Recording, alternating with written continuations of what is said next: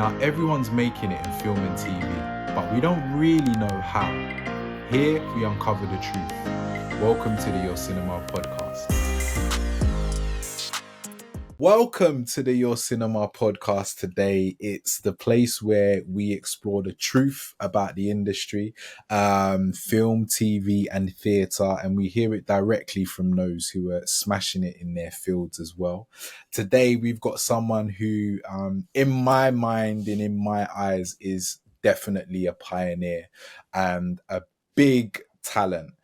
He's worked on Black Mirror, Black Ops, The Kitchen, as well as his own groundbreaking shorts, Lock Off and The Therapist. And to be fair, I've only scratched the surface because he's done loads of, projects and campaigns with, organizations like Nike and FIFA. So, yeah. And what's funny about all of, that those credits and the projects that he's done is really he is only getting started, and it's amazing to have him here today. So I welcome Akwasi Poku. What's going on, bro? I'm all good. How you doing, Pierre? I'm very good, man. It's a pleasure Having me. to have you. I saw The Therapist, and the next day or two, I was like, "Yo, we gotta have him on the pod. What you guys are doing is amazing." Like, I think habitually I tend to group you and Abdu together, but you're definitely amazing creatives, like respectively as well. So, Thank yeah. you. It's amazing to have you. I'm gonna start and go straight in, right? Yeah, Because you've done, it feels like you've done so much, right? Especially when you yeah, look at the level of work that you've done and put out. yeah. I want to know, like, when did you like first start even like wanting to get into film and TV? All right. Okay. So I think for myself, if I think when was that moment, I probably have to go back to being a kid. Like, and I remember probably the main thing that sticks in my mind, or the first thing that comes to mind, is like the old school Nike adverts. So we're talking like 1995, 1996. I remember there was the advert of Edgar Davids, and like when he's running through, and then his locks basically like they kind of like go around, and then it triggers the laser. And I remember seeing that and being like, "Rah, like how?" Like, and like that for me was probably one of the most, like, I think, potent images. If I think about seeing something that was like cool, it was sick, it was like all these footballers, and I think like, yeah, like, and it had a profound kind of like moment in my life with regards to like, that's really cool. And then I think the next probably moment was when I was about, I think I would have been like 12 or 13, and I think it was Spider-Man. I don't know if it was the first one or the second one, but I remember going to Odeon, Surrey Keys. Mm. My brother and his girlfriend, they took me to go and watch Spider-Man, and I remember just like, again, being in the cinema and like seeing this world. And like when you're younger, well, I don't know, I still probably have it now, but like, that moment, like after you leave, you watch like a massive film, like you feel like the person, like you've got their powers almost. Yeah, I yeah. remember like feeling like Spider-Man, like Peter Parker, like, wow, this is crazy. And it's a bit crazy because my first job was actually in a cinema. So I used to work at like View in the O2. Mad funniest job, because it's like you think it was like sick, but you're just like, sweeping up popcorn and like in college, not trying not to get seen by people. But again, I remember going in and being like 16, 17, and going into one of the screens, Mm. and I remember like, yeah, going in and really like I think it was a Bollywood film. I remember going in and being like, right, like, I have no idea about this world, but like they've managed to kind of like have this audience, and then I remember looking and seeing the sound and the camera, and then when you're younger and you haven't really had the chance to really think about like how you get into that. But I remember being like, oh, like, do I get a camera? Do I like, do I do this sound? I just didn't know what it was, but I just knew I loved the world and the feeling I got from being in that space. And then I think like the thing that probably cemented it for me, I mean, there's been loads of things because my career has been a bit interesting where Okay. there was a moment where I really wanted to be a director, and then I kind of like was a part of this competition, and I didn't win it when I was like 21, I think I was. Hmm. And I don't know, I think at the time this would have been what, 2020, what year are we in now? 2011, that would have been 2011, 2012. So it's 21, 22. And I remember being a part of this competition, and yeah, man, like I didn't like, I think everyone was like, oh, you're gonna win, you're gonna get this, oh, you're gonna, and it like, I think that kind of like, it's that kind of thing as a footballer, like, sometimes people they celebrate before they've actually got the trophy. Hmm. And I think I did that. And then I remember getting the call from from the mentor that was running it all, Neil Bedford, amazing photographer. And he's like, Quest, man, I don't know how to put this. Wow. And it was kind of like, that it was that first time when we'd all taken L's, but it was a first big L Yeah. that I took. And like, it went, now looking back here, it wasn't that big, but it felt like, it literally, I was like, I'm never picking up a camera again. I'm not directing. F the industry. Da, da, da, da, da, da. Yeah, which is all crazy. And Yeah. like, I look back at it now and I was like, rah, I think, yeah, it literally stopped me picking up a camera for a few years. And then I think I focused on, I think at the time I was just like, okay, what can I focus on? How can I, do something that's still creative, still be in the industry, and also learn, because I realized that I did have inadequacies. So, I ended up falling into the world of advertising, and great industry, learned a lot. Hmm. um, but I think it has its pros and its cons. But then there was always this thing of like directing, like, like the angel and the devil on your shoulder, Yeah, and yeah, there's both of them, like, like directing in my ear. So yeah, I think they were all speaking, and eventually, myself and Abs, we were doing a lot of side projects, yeah. and bit by bit, like, we just started putting stuff out into the world. And I think, yeah, I've definitely skipped about like 15 years. But yeah, we ended up where we needed to end it up. So yeah, Yeah. No, I love that. Thank you for the yeah, summary, man. And it makes sense that you also have a background in advertising. yeah, Not that it's even like necessary or anything like that, but just for the understanding that you guys have. yeah, Like when I look at the way you guys release projects, I'm like, oh, yeah, these guys get it. mm, These guys get it. yeah, Because they're not just, it's not just like you just, yeah, you just understand it. Like yes, yes, you understand that there's a process. The yeah, film is part of the process kind of thing. yeah, yeah. Um, Everything's baked in. yeah, I love that. And I learn from it. Like when you guys do stuff, like I really do. It's really inspiring, man. Yeah. So with that, right? Mm. What what would you say, and this can be after, this might be before or whichever, but what would you say was like your first serious project?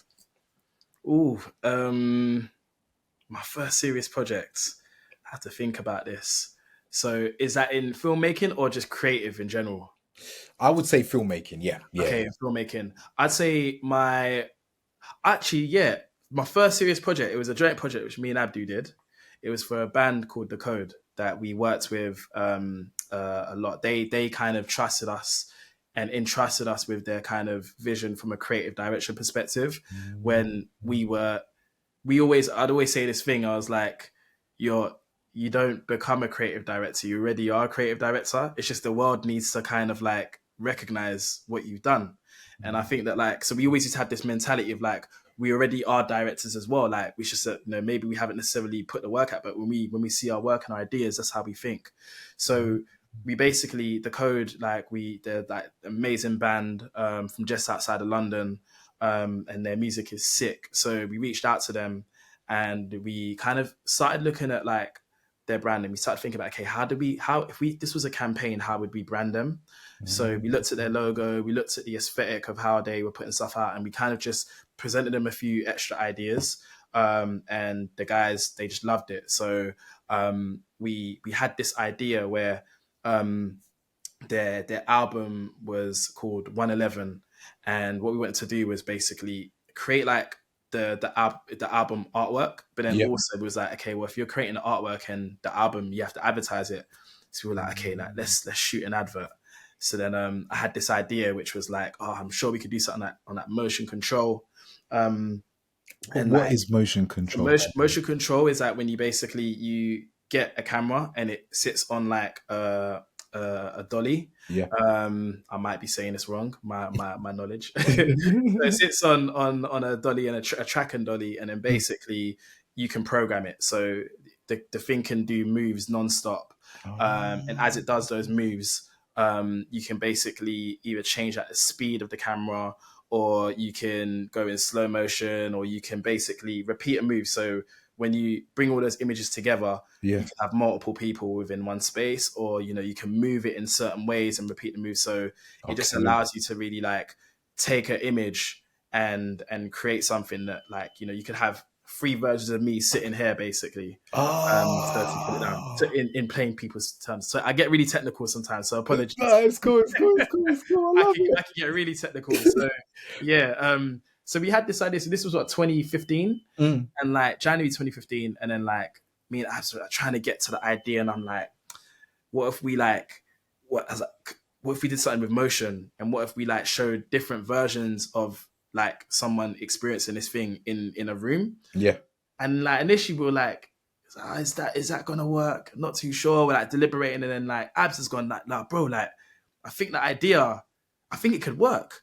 So like I think at the time like we do a lot together, but we also do a lot separately. Yeah. So Abs kind of really looked at like the visual aesthetic of the world and the things we could put in, Mm.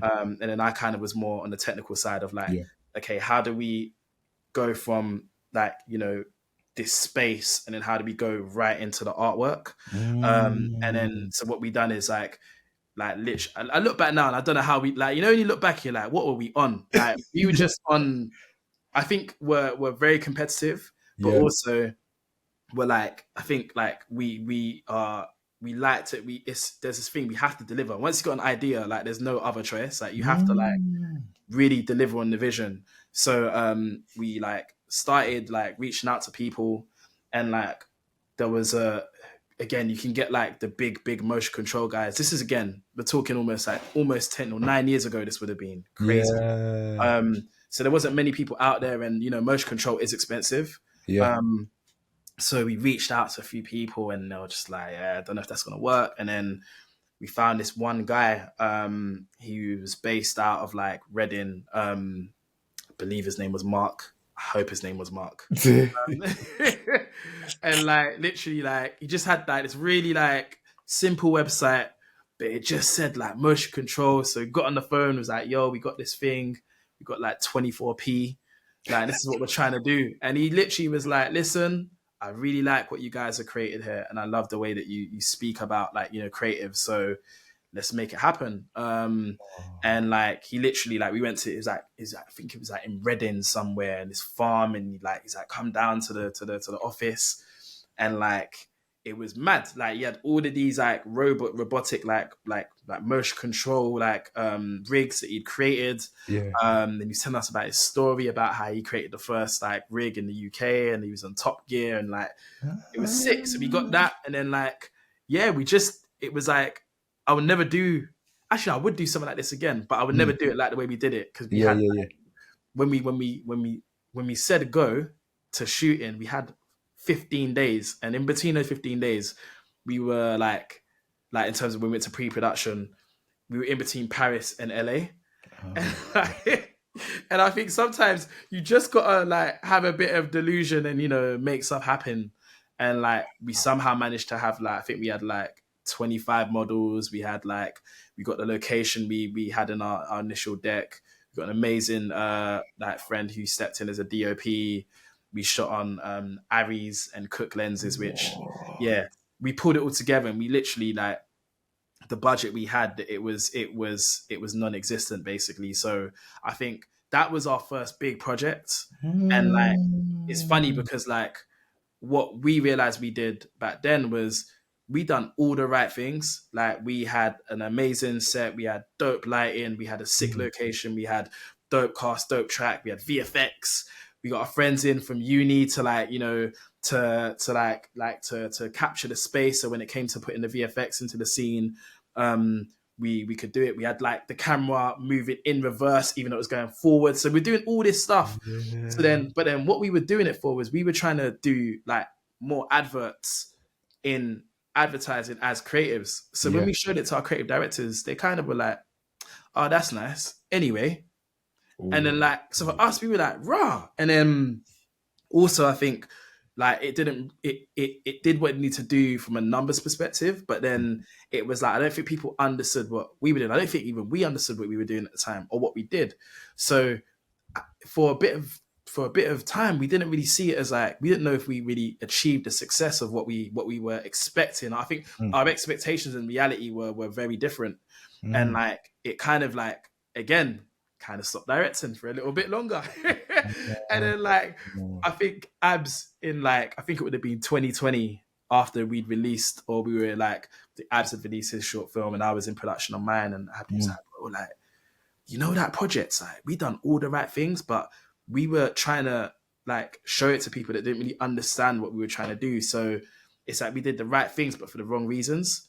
And it was just mm, like to try and get a promotion at work. Whereas what we had created was technically like our first production as a like we're more what we see ourselves as more than just a production company, but what mm, we had done in terms of pulling people together and making stuff happen and paying, make sure everyone was paid and making sure that like we was on time. We were doing that and like we were mm, kids. So I think mm. that like that was like the first big one. Um Wow. and it kind of looking back, it gave us the confidence to know that we could do it. So yeah, to answer your question in a very long-winded way, I hope.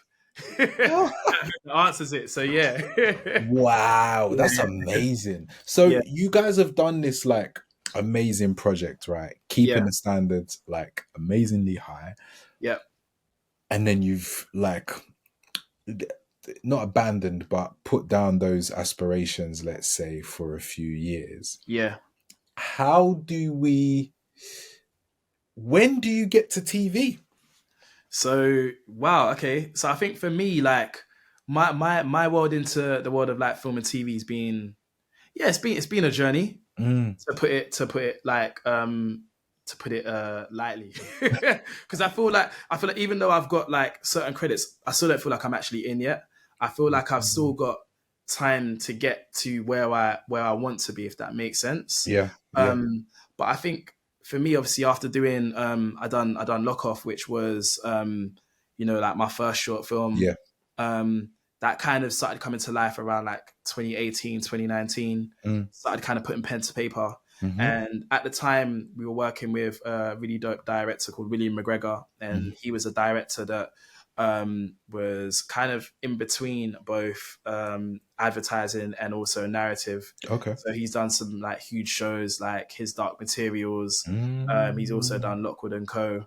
mm, But what was really interesting about Will was like when we worked him on a project for Harry Potter, which was mm. like amazing, Yeah. and I think us just seeing him was like and seeing how he was able to kind of take the idea we came up with and bring it to life was amazing. Mm, Um, and then our creative director, like we had two amazing creative directors at this agency we was working at, which is Wyden and Kennedy. So we yeah. had Scott and Sophie. Sophie's an amazing writer, and Scott is an amazing creative. They're both creative directors, but also Scott also directs as well. So he Mm, was kind of like us, but like a lot further in his career, like yeah. like as in like literally like now he's like chief creative officer, he's gone clear, but he still directs. So for us, it kind of like there was all these influences where everyone was like, oh, like they were encouraging like for a change. We're being encouraged to really like dive deeper into our side projects. So Mm, with Lock Off, I basically kickstarted and okay. raised like 14K in like 20 days, which was like amazing. Amazing.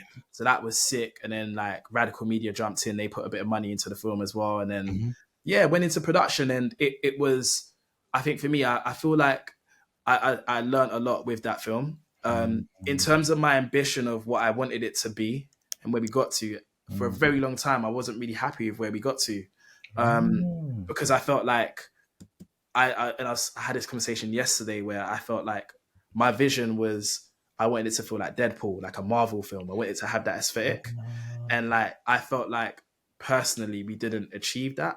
Mm, Others disagree, but mm, mm, like mm, I think what it did do is it taught me what it does take to get to that level. mm, And that's the thing as a director, you know, you've got to like you do things in stages, and sometimes you might not like. I think probably what I had to learn, and it took me a long time to unsee certain things. I was looking at it from a POV of what I wanted it to become, but what it was something that was completely different, which was amazing in its own right. mm, Um, mm, off the back of that, it got some cool festival selections. It went to mm. like, you know, the Pan African Film Festival, and Like no huge yeah, film, like huge selections. Yeah, you know, yeah, yeah. It got so yeah. I was happy with the yeah, selections. yeah. Got into Aesthetica, Mhm. and then BBC Comedy. They had a comedy festival, and it got selected there, which was amazing. Mm, And that kind of like John, who's like the commissioner of BBC Comedy, like he literally pulled me and put me in front of Charlie Brooker, and like we had like the sickest conversation. And I think for me, kind of like what it made me realize was that like if I had not taken that chance on myself with Lockoff, I would never have been in that room and met Charlie. And like Charlie's just like one of the most like coolest, like he's so cool. Like, you know, when he meets me, you're like, right, you're mad cool, man. Um, yeah, yeah. and like, what were we even talking? I think it was like a 2 hour conversation, just about everything. Like, not Mm, really about. It was more about life. And like, I think, and what I didn't realize was I didn't realize how much of a Black Mirror fan I was until I was like, oh yeah, when you did this and that and that, and it was just like I was like, right, I'm really a fan. Like, so yeah, and then that was sick, like to really like have a chance to like meet him, and then at the same time, I just happened to be working on the kitchen, like so I was doing like second unit stuff on Kibwe and Daniel's film, which was amazing. Okay, all right. Sorry, sorry. All right. Yeah, Okay. so I might have jumped a bit too forward. That is all right. Yeah, It's all right. yeah, yeah, So, right, you've gone from Lock Off yeah, and the we'll get to Black Mirror, yeah, but you were on the kitchen. yeah, So I guess because the kitchen is like it's a Netflix project in it, yeah, so it's a very serious commission. yeah,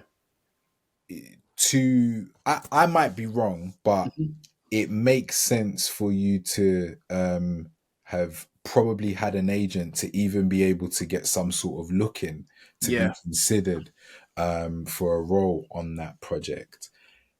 Were you like, how did you get that role? To be So fair. okay, so it's actually funny because like so how the kitchen actually came to me Mm, was through Matthew and Kareem. So Matthew that runs Bounce Cinema, mhm. and Kareem. So Kareem Adeshina, who's obviously like I hope I said your name right, bro. Who's one of the waviest producers out there, a young man with, you know, a wide set of shoulders on him. So um basically in the kitchen initially they had an idea to basically have these adverts that were obviously set in the future, right? Ah, yeah. So they really wanted someone who's a director who works in advertising, who, you know, like wanted to kind of get a feature, wanted to work on a feature film. So I think Kareem reached out to Matthew. Matthew was in like, bro, we've got this opportunity. Like, do you wanna do you want me to put your name forward? I was like, yo, like 100%, like definitely, let's make it happen.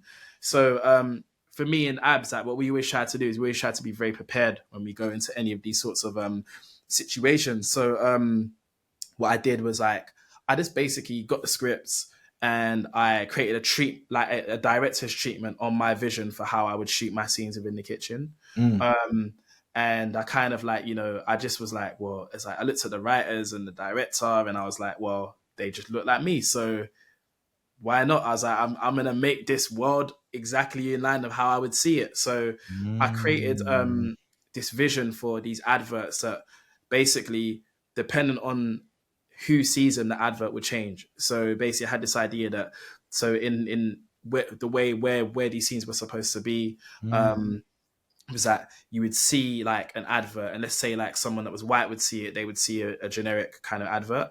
And then if a black person went up, so let's say for example you see sushi, mhm, then that sushi would evolve to have jollof sushi. And Wow. like immediately, like I remember like presenting this and pitching this to the guys, and everyone just started laughing. And Mm. Kibbs was like literally, I think for Kibwe, I think like to again, Kibwe is someone who like when I it's just mad to even have the chance to work with him, because I remember when I was in uni and seeing his first short, Robots in Brixton, and Mm. being like, whoa, like how again, like how, like what crazy. So Mm. then to be able to kind of like show someone like that your vision, for me was just crazy. And then again with like Daniel Kaluuya, really good friend for a very long time. My friend, like, one of my really really closest friends, was in skins with him. So to kind of see Daniel's progression and to see him in this position was just nuts. So so yeah, pitched to the guys. Again, it was very fast. Things moved very fast. Then me and Kibbs linked up, and I think for Kibwe, what he was saying was like initially with these spots, he was like they didn't really. My vision was probably a little bit too in the kind of like the funny comedy space, and he wanted to be a little bit more Mm. serious. Yeah. Um, in the end, COVID got the better of those scenes, unfortunately. So when Mm. it came to shooting them, we were only able to shoot parts of them. Yeah, yeah, yeah. Um, and I remember seeing a cut where I saw parts, I was like, and then I saw the film, and unfortunately, he didn't make it in. But Yeah, yeah, yeah. still a sick lesson. But the main thing that was amazing was to be given access to sit like side by side with like Daniel and Kibwe, and just to sit there and learn. And so 2022 for me was a year of just like strictly like just shadowing Mm. and Mm. just like understanding what it takes to take something from a page to then being shot. And Mm. I had the opportunity to shadow on a lot. And you know, when you do shadow, you do get opportunity to, like, you know, sometimes you get a chance to run the second unit, Mhm. or you might have to step in for the director. Mm. And it was amazing. Like I think for me, like, because then it meant that I got like, you know, a couple of really really big credits, Yep. Yep. um, which then led to obviously meeting Charlie. Mhm. And then off the back of that, I then one of the commissioners at BBC Comedy got in touch and was like, "Hey, like we're about to shoot this action comedy police show." And I was like, "Oh, really?" And I was like, "It sounds familiar." And then he was like, and it was sick. It was like Black Ops. Yeah. So I got sent the scripts, and like for me, when you're shadowing, like some like you can kind of feel like you're and when you're doing second unit, because it's not your vision, it's someone else's vision. Like you have to like get up to speed quite quickly, but then you can kind of it's like kind of like running on a treadmill that's already going. Mhm. So I got brought in on Black Ops, met Ben Gregor, Bemi Solar, and also and Hamed, and also AK as well. Like the Mm. team, like everyone was just like it was literally, again, it moved so fast. It was like Yeah. I think Thursday they contacted me, Monday I'm on set. I'm like, rah, Whoa. yeah. It was that fast. It was that fast. And then I changed agents at the same time. So basically I wasn't like when the kitchen came to me, I was unrepped. So Wow. yes, it was through the mandem. Like it was like I think we're in positions now where like a lot of opportunities are just coming just through like, you know, the people we know. Mm. Then I started working with an agent, and then I switched over to ITG. I think like it just made sense. Independent. Yeah. It made a lot of sense. Yes. I got some very very wise words from Daniel Kaluuya, and I think that like I think it was off the back of the Charlie chat, and then I remember Daniel coming over to me like, "Yo, bro, like check this email," and I was like looking at the email. He's like, "No, that stuff, not that stuff." He's like, "Listen." And then like there was a little ending. It was like, "P.S. I've just met Akwasi, really cool guy."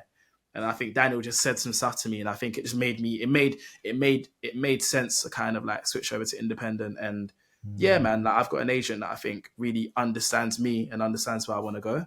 Um, and yeah, like I'm just trying to like now marry up that vision with, you know, the right kinds of projects and the right kind of work. Mm. Um, so yeah, I don't know if I've answered that question. I hope I did. Yeah, no, you definitely did. You definitely Yeah, did, man. You yeah. know, like, because so many people on a similar journey or Mm, who may want to be where you are in like 3 to 5 years, right? yeah. Like, people have this desire to be repped, which makes sense, right? It Mm, helps you get bigger work. yeah. But what actually happens when you get an agent? I think like it's an interesting question. I want to answer this question again in a few years because I feel like if you've got a sick agent, will get you in the room. But I think Mm, sometimes as directors or actors or talent, sometimes you think your agent's going to do all the work for you, and that's not the case. You still have to put in the work. So one mm, thing I noticed with my agent is that like now if I want to get in the room with someone, it can happen, but the work's got to be there as well. So it's kind of like it's it's a bit of a like I heard this analogy that like you have to make their job easier. Like you don't like some people think that like okay I've got an agent now, right? Hands up, I want to do X Y Z, and for some people it does happen. But when I look at my peers, the people that have elevated, it's like they've done work, the agents done work, but it's like they're both elevating together, and then that's where you see like that they get into mm. mad rooms and they get crazy opportunities. So for me, what I've learned is that like what my agents been able to do is that like before I wouldn't get a response to certain emails, like you just get air. It is what it is. It's what happens now. It's like if we send something, we get a response. And it's like that for Mm, me was something which was like crazy. So for me, what I've been working hard on is now getting that work to the level so mhm. that when that email is sent, the work is there to back it up. Yeah. And then a meeting or more comes off of it. And I think now with the Mm, therapist, I've started to see that because I think with Lock Off, it was like I felt like I think I didn't really know what I wanted off the back end of Lock Off, because I didn't really want to turn it into at the time into anything. It was more about me just trying something yeah. and you know trying to find my creative voice as a director, as a narrative director. Um, Whereas at the therapist it's there's a lot of intention that's been baked into how I've brought or how I'm bringing this project to life. So yeah, and it's Mm. and the meetings are happening, and we're getting into the right room. So now my aim is like, how do we now take this and turn this into something bigger, turn this into a world where we start to see more of those stories about ourselves in within the UK. Wow. So it sounds like I guess advice for people is in this day and age, what is really helpful? Obviously, there's many routes for many people, but Yeah. what's really helpful is making good work Mm. can help you get repped, but can help you in so many. It sounds like that is a key Yeah. source of Yeah. an Without the engine. work, yeah, without the work, like you're not gonna, you're basically everything's in your mind. So you got to get things out of your mind and into the world. And it's like some people they manage to get opportunities without getting their work out of their mind. That's just because of how their life's set up, and Mm. it's like that's because of how they've been able to start their stuff. But for a lot of us, we don't have that ability to project in that way. Yeah, yeah, yeah. So you've got to be able to show someone a piece of work. So when it came to like, and that's what I learned with Lock Off. It's like if I didn't like find the people of that work, if that project didn't come out, then when I got put in front of Charlie, and it was actually his producer, and this was so nuts. It was his producer that done the episode of which features like the robot dog. It's the black and white episode of Black Mirror, and Okay. like she was just like, oh my god, like how much did you spend on it? Like ask me all these questions on the production of the film, and then I was like, oh what is it like that you've done? And she was like, oh, like I did like the robot dog episode of Black Mirror. And I looked at her and I was like, there's no way like she's getting gassed over like Lock Off. Like what? Like I was like, have you seen it? Like that episode is nuts with this dog running around and there's like barely any dialogue. And I was like, and I think that was probably one of the first moments where I was like, okay, maybe I'm doing something right. But if I didn't have this, if I didn't put on the hat to like create this project, then she wouldn't have spoken about it in a way, and then like Charlie may not have understood like where I was at in terms of Yeah. my mind as not just a director but also like putting on like the executive producer hat or like the creator hat or the writer hat. And I think yeah, it's definitely opened up like some amazing doors, but you got to have that work. You got to have the work, because once you got the work, you don't really need to talk as much. You can just let the work do the talking. So yeah. I love that. That's amazing. That's amazing. Yeah, Now, you know what? Like in your journey, there's been like loads of like big wins, good wins, things yeah, that are like really encouraging, meeting great people, mm, creating good work as well. yeah, What have been some of the difficulties that you've had, man, especially being so passionate as yeah, well? yeah. Biggest number one difficulty. I was like, I don't want to be negative in this call. But I think for me, the number one difficulty is being funding. Funny enough, so like I've never like had backing from like any of the major funders on any of my projects. So the therapist is pretty much like 99% self-funded. Lock off obviously Kickstarter, Radical, and then the rest of that was like self-funded. So like for me, what I found really difficult is like we've all got ideas for days, right?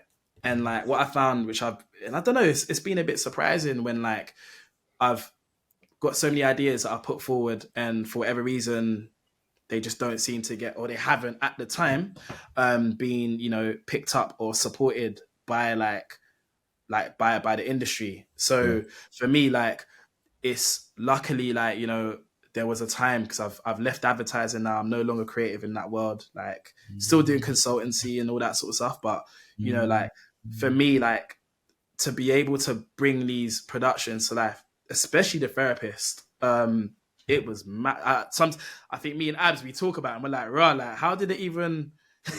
You're like, how you do it? And I'm like, bro, I don't know. Just figuring stuff out. And yeah, and it's like I think one thing that I try not to do is to focus too much on the rest of the industry, because it's very easy to kind of look and be like, oh, like that person's got this and this person's got that, and then you Mm. see the logos and it's like, rah, it can be a bit like, rah, what am I doing wrong? But then I think on the other side, what it has allowed me to do is like, I think focus on creating the world that I really want to create. And in terms of like having that network of people to kind of bounce ideas with, like I think I've got like a solid network of like creatives that I trust their opinion on. Yeah. Because that's the thing. That's the thing that I feel like I've lacked is like understanding and knowing who are those people at those places. Because there's a lot of like there's so much like like I don't know the right word for it, but it feels like there is like mystery behind who these guys are that are funding stuff, and then how to get funding from like your film fours or your BBCs or your BFIs. Like there's so much mystery around it, and it's like you can just get caught up in all of these things to a point of where you end up feeling like you're losing time. So for example, the therapist, I applied for BFI, didn't get it. Mm. So I kind of sat there and I like it sat on my hard drive for a few years, and then I went to go to a theatre show and I saw how simple it was, and then off of the back of that, I was like, okay, how nimble can we be with this, Mm. and to a point where we can still kind of like bring it to life, and we just man made it happen. People came through, and it's like it was a madness, and like but yeah, it came to life. But man, I do sit there and I'm like, if I had backing, I wonder what it would have been. And it's like, and I look at some of the really difficult times that like there were dark days, really difficult dark days on the therapist, and Really? what's it, sorry, Really? yeah, like really really difficult days. Like we're talking like where it's you gotta trying to think of like stuff I can talk about, like just in terms of like getting people to help bring it to life. And like Mm. because for me, like there's one thing that I always say, like I don't think there's such thing as like bad ideas. I just think there's just bad execution. And it's like basically like, so where we always try to execute on that level, like as a director, when something's not hitting your level because you feel it in the energy, and you also feel it in the energy of everyone that's watching the project. So you've got to kind of like do all these incremental things to kind of raise it. So whether that's Mm. like getting in the right like partners to help you push it forward, or the different departments, whether that's like that could be like your VFX, it could be your branding, it could be your grade, it could be your sound, it could be everything and everything has an impact. Yeah. So like for me, I remember looking at this and thinking, wow, I spent so much on this, and like but also I've people have spent, which is the most expensive thing. A lot of people put their time to this for free, and we weren't at the level where we need to be. So then I had to make some like tough decisions of like, going at things again. And that was hard. And I just would always sit there and look and be like, and it's like, it was a great lesson to learn, to know how to navigate those things, sometimes with budget, sometimes without. But man, if I had like at the time like that level of budget, then it would have meant that I could have worked with the people I wanted to work with that I trust from the outset. So I wouldn't have had to have dealt with a lot of those things. But I'll take the lessons. I just think for me, it's now about like, now we know what we've built with this world. So now it's about like hitting that level of excellence and doing that across the board in all the Yeah. departments. So that's kind of like the next stage I'm going to be like walking into, going into the next year. I love that, man. I love Yeah. that. It's yeah, because it feels like, or it seems like you're at that, I don't want to say cusp, but you're in a really exciting space Yeah. Yeah. Yeah. where it's like you're regarded by the right people now, Mm, and you've got a decent setup and the right agent to get into the yeah. right rooms. You've put in your groundwork, you've got skin in the game with like Lockoff and the therapist, and Yeah. like now it's like, okay, cool. So the next 3 to 5 years sound like they're gonna be really, really exciting. Yeah. What would you say is next? Cool. I think it's that kind of classic thing that like every director like gonna say the same stuff. So I think like for me, there's a few things. Mm, I think like the first thing is like I think looking at everything in terms of creative practice. yeah.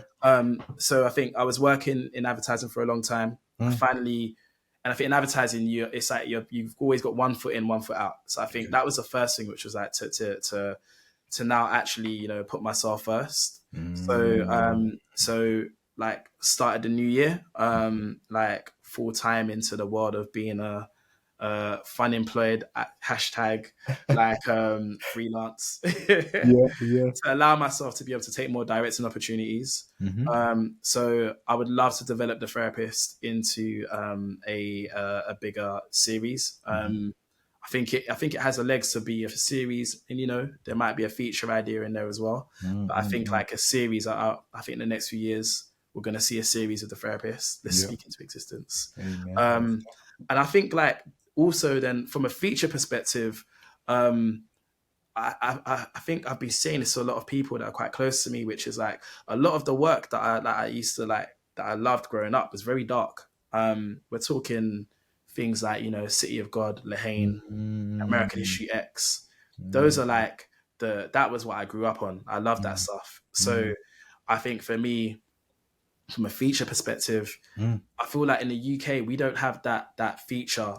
We've had it, but we haven't had it for a very long time. Mm-hmm. That feature film that represents that represents London in the same way City of God represents Brazil, Parasite represents South Korea. And Interesting. I want to create that film that like that people in the world, when they think about the city, they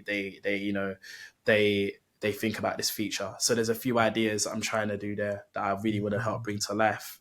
Um, so I can see that happening. I think American History X, that film, first scene alone, like Yeah. that's me, man. So I feel like it's funny because I've done action comedy, I've done like Yeah. drama comedy, and now it's gonna be like, okay, we're going dark, we're gonna be doing more of a thriller. But then it's also because I feel Mm-hmm. like as a creative, I feel like first before anything, I've got ideas and I just want to be able to like Yeah. flex in different mediums because sometimes it can just be like oh, I've got to say I want to do this, and then the other thing I want to do for myself is basically really like tap into like the art world as well, which is Mm. something that like when I think about where I've been lucky to work in different industries with different peoples, and all of those skills and those skill sets, they don't disappear. They're all still there. Yeah. And with the therapist, we obviously done for the release of the project.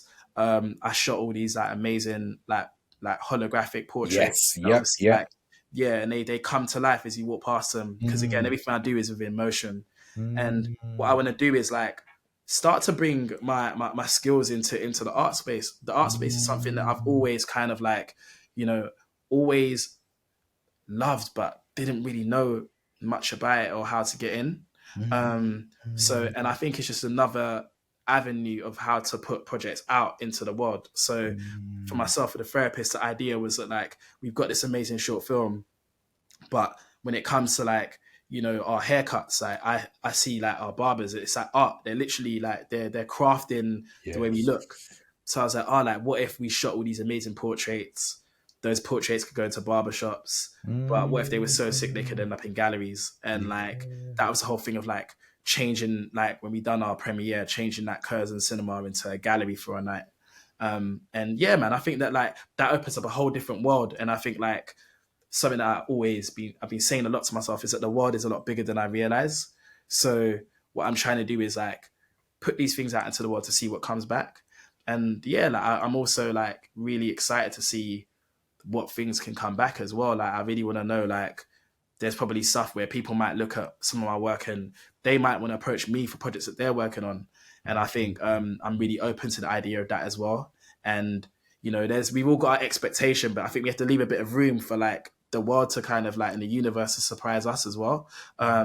So yeah, I'm really excited to see kind of like what stuff is out. I think I was just watching Mr. and Mrs. Smith, Mhm. and like I was like, rah, this is like so one of the shows that I love, like one of my favorite shows is Gangs of London. Mm. I love that, man. I just love the way that like it's based on it's like when you because I read a lot of stuff. I'm Yeah. in like always like if I was a quiz player, I'd win everything.